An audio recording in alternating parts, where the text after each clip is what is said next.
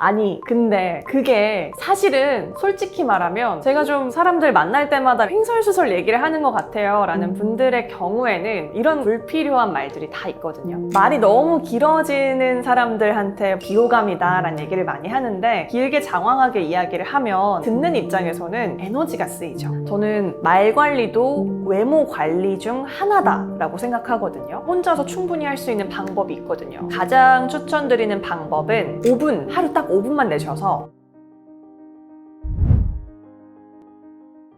책과상 구독자 여러분 안녕하세요. 저는 20만 크리에이터 유어셀린이자 두 번째 책 말을 잘하는 사람보다 대화를 잘하는 사람이 좋다 책을 출간한 작가 윤수빈입니다. 올해부터는 비즈니스 파트너 AI MBI의 파운더 중 한 명으로 소상공인 분들 그리고 프리랜서, 자영업자 분들을 도와드리고 있습니다.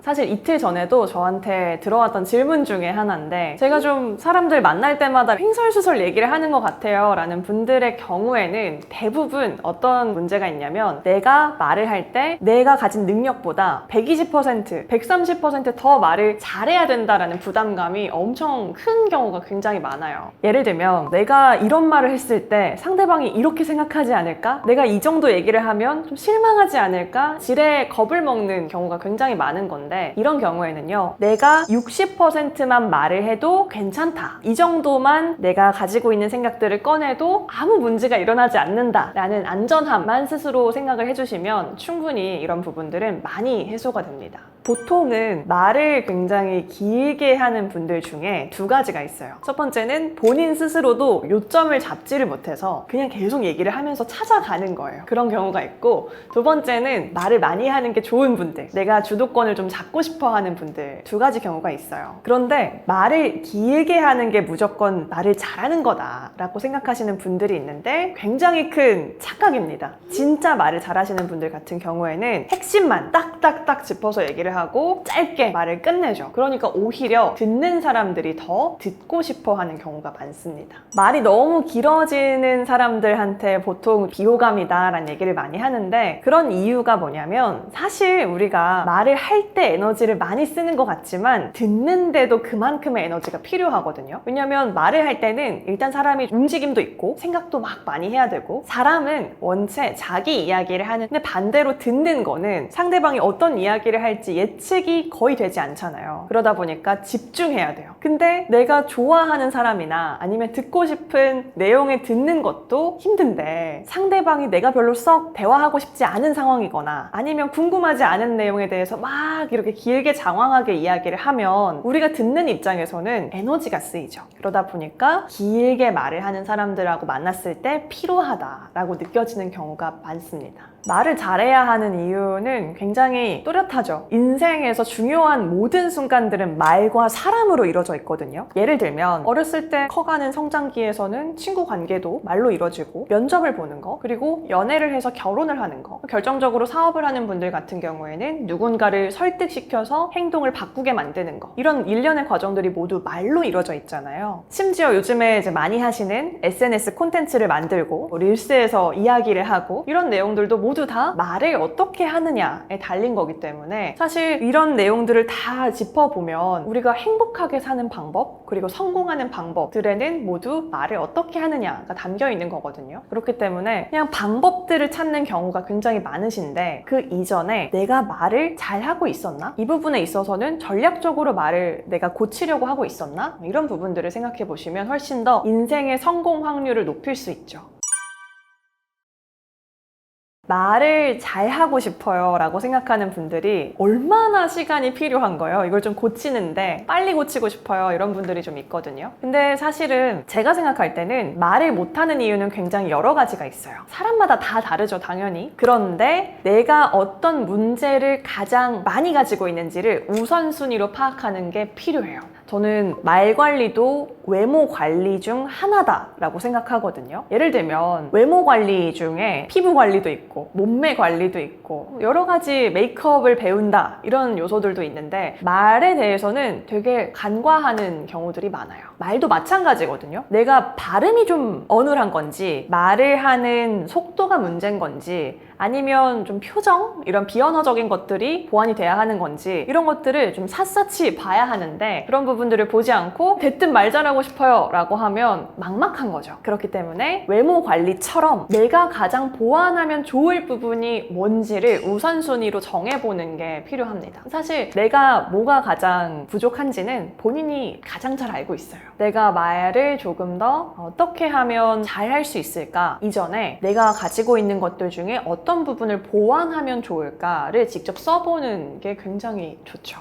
제 유튜브 영상 중에 5분만 말하기 연습을 하면 된다라는 내용이 있어요. 근데 정말 5분만 연습하면 되거든요. 보통 말하기 연습하고 싶어요. 아니면 말의 능력을 좀 키우고 싶어요. 이런 분들이 제가 스피치 학원을 좀 다녀야 될까요? 아나운서 학원이라도 좀 가볼까요? 이런 고민을 하시는 분들이 은근히 많으신데 저는 솔직히 추천드리진 않습니다. 처음부터. 왜냐면 혼자서 충분히 할 수 있는 방법이 있거든요. 제가 가장 추천드리는 방법은 5분, 하루 딱 5분만 내셔서 그 중에 1분을 셀프 무대 만들기를 해보시는 거예요. 무대를 만든다라는 얘기가 되게 내가 무대? 라는 생각이 이제 들 수도 있는데 카메라를 이렇게 딱 켜는 순간 사람이 약간 긴장을 하게 되거든요. 예를 들면 친구들하고 놀다가도 누가 갑자기 나 찍는다? 하고 딱 영상 딱 누르면 괜히 긴장되잖아요. 그런 것처럼 작은 무대를 내가 혼자서 만든다 라고 생각을 하고 카메라를 켜두시고 세로캠이든 뭐 가로캠이든 요즘 스마트폰 다 있으시니까 1분 타이머를 재는 거예요. 그리고 내가 그 전에 주제를 딱 하나만 정해놔요. 그 주제에 대해서 1분 동안 끝맺음을 하는 과정까지 딱 얘기하는 연습을 해보는 거예요. 아마 처음 해보신 분들은 하다가 1분이 끝날 수도 있어요. 아니면 내가 이제 막 말을 시작하려고 했는데 1분이 끝날 수도 있고. 그래서 1분 동안 찍어보시고 그 다음에 여기가 가장 중요해요. 영상을 다시 꼭 보셔야 됩니다. 내가 어떤 말을 했는지 적어보세요. 노트에 적으셔도 좋고 노트북으로 적으셔도 좋고 내가 어떤 말들을 했는지 특히 그게 모르겠다 이런 것까지 다 그대로 적어보시면 내가 평소에 말이 막혔을 때 이런 식으로 얘기를 하는구나, 내가 말이 막혔을 때 이런 식으로 말을 하는구나, 그리고 이런 부분들은 내가 좀 보완해야겠네 라는 포인트들이 보이실 거예요. 그런 식으로 다시 한번 마지막에는 내가 이렇게 얘기를 해봐야겠다 순서를 적어놓고 다시 한번 촬영을 해보시는 거죠. 스피치 학원에 가도 이 연습을 합니다. 근데 몇십만 원, 몇백만 원 내고 하는 것보다 내가 조금만 시간을 내서 딱 5분만 시간 내서 집에서 하면 충분히 할 수 있죠. 스마트폰 그리고 나 딱 두 가지만 있으면 누구나 할 수 있습니다. 말을 하는 거는 언어적 표현이라고 하고요. 그거만큼 중요한 게 비언어적 표현이라는 것도 있어요. 표정이나 제스처, 이런 행동, 움직임, 이런 모든 것들을 비언어적 표현이라고 하는데 언어적 표현만큼 비언어적 표현도 굉장히 중요합니다. 왜냐면 보여지는 거기 때문에. 예를 들면 이런 경우가 있어요. 말은 굉장히 따뜻하고 좋은 말을 하는데 얼굴 표정이 너무 없어서 무표정이거나 아니면 제스처가 하나도 없어서 딱딱하게 굳어있는 것 같은 느낌이 드는 경우, 이런 경우에는 뭔가 조금 불편하신가? 아니면 이 말을 하는 게 진심이 아닌가? 라고 상대방이 오해를 하기도 하는 거죠. 그래서 비언어적 표현을 조금 더 잘하고 싶다라고 생각하시는 경우에는 긴장을 푸는 게 답입니다. 왜냐하면 표정 같은 경우도 긴장하면 얼굴이 굳는다라는 표현을 하잖아요. 긴장하면 여기 광대 그리고 턱 쪽 근육이 굳습니다. 그래서 입도 많이 안 벌리게 되고 그러다 보니까 긴장하면 말이 꼬여요, 혀가 꼬여요 라고 하는 이유가 사실은 정말 혀가 굳는 것도 있지만 얼굴 전체 근육 자체가 굳어버려서 그런 거거든요. 그래서 어떻게 푸냐? 많이 웃어버리시면 됩니다. 낯선 상대랑 만나서 이야기를 할 때 혹은 너무 막 심각한 상황이 아닌 경우에는 가볍게 미소를 짓고 이야기를 해보려고 하시면 긴장이 좀 빠르게 풀리고요. 두 번째로 제스처 같은 경우는 사실 누구나 편안한 상황에서는 제스처가 자연스러워요. 근데 좀 긴장이 되는 상황이거나 내가 잘 보이고 싶은 상대가 앞에 있거나 하면 몸이 좀 굳어버리는 거죠. 고장난다 이런 말들도 하잖아요. 그런 것처럼 조금 더 내가 괜찮다, 지금 떨릴 상황이 아니다 라는 마인드 컨트롤을 먼저 해주시면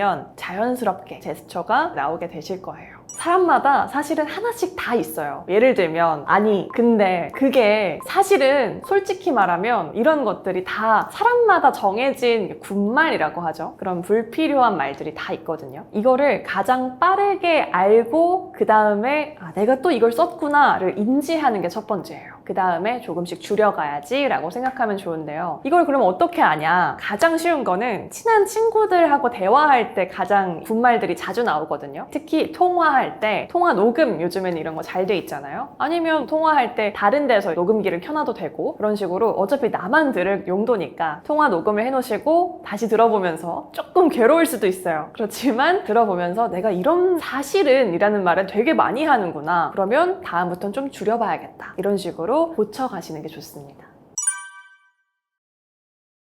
나도 모르게 정신 차리고 보니 말을 너무 길게 한 것 같아 라고 생각하시는 분들이 또 많으실 수 있어요. 근데 이런 경우에는 정말 좋은 포인트 하나 알려드리면 내가 끝맺음을 할 결론을 미리 정해놓고 말씀을 시작하는 거예요. 이걸로 내가 말을 끝내야겠다. 내가 말문을 여는 이유는 이 얘기를 하기 위해서다 라는 거를 미리 정해놓고 그 다음에 말을 시작하는 거죠. 그러면 결국에는 그 결론이 머릿속에 있기 때문에 빠르게 도달하게 되거든요. 그리고 여기서 중요한 거, 결론이 나왔다. 그러면 깔끔하게 말을 멈추셔야 됩니다. 준비되지 않은 상황에서 막 이야기를 하다가 머리가 하얘졌다 라고 생각되는 경우들이 있잖아요. 이럴 때 꿀팁을 하나 드리자면 저도 가끔씩 이런 상황이 올 때가 있어요. 그러면 쓰는 방법인데 사실 중간에서 맥락을 잃어버렸다라고 하는 표현이 맞거든요. 그렇기 때문에 처음으로 돌아가면 됩니다. 처음으로 돌아가서 마치 내가 일부러 처음부터 얘기를 하려고 했던 것처럼 시작을 하시면 되는데 이때 쓰셔야 하는 표현이 다시 한번 중요한 내용을 짚어드리자면, 다시 한번 중요한 내용을 말씀드리자면, 이런 말을 던진 후에 처음에는 제가 이런 내용들을 얘기했고요. 그 다음에 여기, 그 다음에 여기 가다 보면 말을 하는 본인도 여기에서 내가 끊겼구나 라는 걸 이제 인지를 하고 마지막으로 이렇게 말씀드리고 싶습니다 하고 딱 마무리를 지을 수 있죠. AI랑 대화를 많이 하시죠, 요즘에. 근데 제가 추천드리고 싶은 방법이 하나가 있습니다. AI랑 빠르게 대화를 하려고 하다 보니까 빨리 답 내놔 라는 식으로 이제 얘기를 하시는 분들이 굉장히 많아요. 그런데 AI랑 대화를 잘하는 방법도 그렇고요. 처음 만난 사람과 대화를 할 때에도 유용한 대화법이 있어요. 바로 퍼널식 대화법 입니다. 쉽게 얘기하면 깔때기 대화법이라고 이해를 하셔도 좋을 것 같은데요. 퍼널식 대화법이 뭐냐면 가장 넓은 주제부터 이야기를 던지고 그 다음에 점점 세부적으로 들어가는 겁니다. 그렇게 되면 겉에서 풍부하게 공유하는 정보들이 많아지기 때문에 점점 세부적으로 던지는 질문들에 대해서 나올 수 있는 대화의 질이 굉장히 높아지는 거예요. AI랑 문제를 해결할 때도 마찬가지고요. 예를 들면 처음 만난 분과 어떤 미팅을 할 때, 소개팅을 할 때에도 굉장히 유용해요. 예를 들어서 회사 안에서 이제 회의를 한다고 해볼게요. 우리 부서에 AI를 새로 도입을 해야 한다. 이런 이야기를 이제 해보려고 하는데 대뜸 우리 부서에 이 AI 씁시다 라고 얘기를 딱 이렇게 하는 것보다 처음에 우리가 공유된 내용이 없을 때에는 요즘에는 AI를 어떤 식으로 쓰면 업무가 효율화가 될 수 있을까요? 를 먼저 물어보고 그 다음에 그런 대화를 공유한 후에 우리 부서에 지금 부족한 부분이 뭘까요? 라는 부분들을 대화를 하고 마지막으로 그러면 우리 부서에 같이 써볼 수 있는 AI는 어떤 것들이 있으면 좋을까요? 가 나오게 되면 겉에서부터 많은 정보들을 동일하게 가져왔잖아요. 그리고 세부적인 내용을 이야기를 하기 때문에 AI와 대화를 하든 처음 만난 사람과 공유를 하든 굉장히 밀도 높은, 수준 높은 대화를 하실 수가 있습니다. 요즘 더더욱 내 이야기를 꺼내기를 어려워하는 시대가 된 것 같아요. 그런데 너무나 내 이야기를 하는 거에 대해서 어쩌면 겁이 더 많아지거나 혹은 굳이 하지 않아도 되는 시대가 된 것 같기도 하거든요. 그렇지만 오히려 이런 시대일수록 내가 어떤 이야기를 가지고 어떤 대화를 했을 때 조금 더 잘 연결될 수 있는가, 그리고 나의 매력을 조금 더 잘 어필할 수 있고 내가 원하는 성공이 있다면 그런 부분들에 있어서 어떤 전략, 어떤 매력들을 조금 더 활용할 수 있을까, 이런 부분들을 폭넓게 AI와도 접목시켜 보시고 주변 분들하고도 대화를 많이 해보시면 좋을 것 같습니다.